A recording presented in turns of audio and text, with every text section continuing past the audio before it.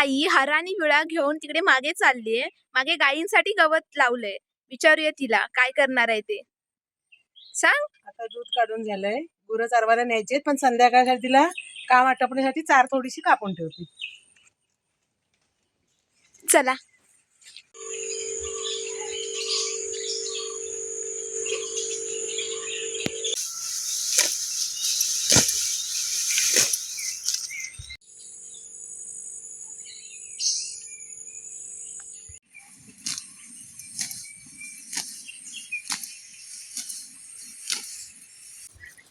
आईने काल विळ्याचं महत्व सांगितलं होतं ना, तोच वापरते मी आता.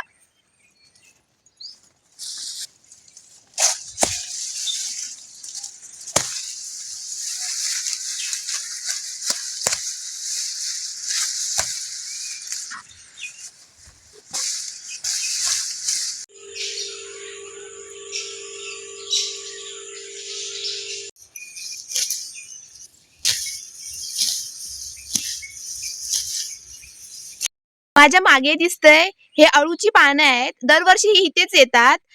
तर आज मी आले आहे ना, आई मला याच्या अळूवड्या बनवणार आहे. तर चला 4-5 पानं घेऊन जाऊया अळूवड्या बनवायला. ही 4-5 पानं 5-6 माणसांसाठी अळूवड्यांसाठी बरोबर पुरतात. चला काढूया.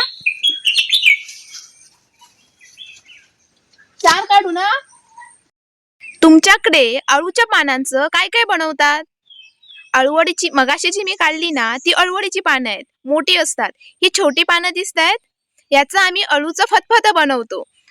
तुमच्याकडे याला काय म्हणतात आणि तुम्ही याचं काय बनवता मला कमेंट बॉक्स मध्ये नक्की सांगा.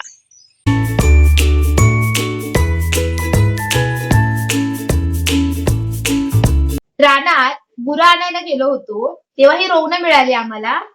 हे कळे आहेत रोवणांच्या आणि हे फुललेली रोवणं आहेत. ह्याची भाजी खूप सुंदर होते. चितळ्यांसारखीच असतात पण थोडी मोठी असतात. मशरूमचा मोठा प्रकार. निसर्ग हा एक कलाकारच म्हणावा. तुम्ही सुरणाची भाजी कधी खाल्ली आहे? ही जी छोटी छोटी फळं दिसत आहेत ना, ही रान सुरणाची आहेत आणि याच्या मुळाशी रान सुरण धरतं. येता वाटेत ह्या पुड्याच्या शेंगा दिसल्या. तुम्ही खाल्ले का ह्याची भाजी कधी? ही एक प्रकारची रानभाजी आहे. माझी आजी म्हणायची ह्या ज्या पुड्याच्या शेंगा आहेत त्या आरोग्यासाठी खूप फायदेशीर असतात. जास्त करून म्हणजे पोटाचे विकार, कृमीजंत आणि मूळव्याध यासाठी पूर्वी या पुड्याच्या शेंगांचा वापर केला जायचा. ही एक रानभाजी आहे आणि आरोग्यासाठी खूप फायदेशीर आहे.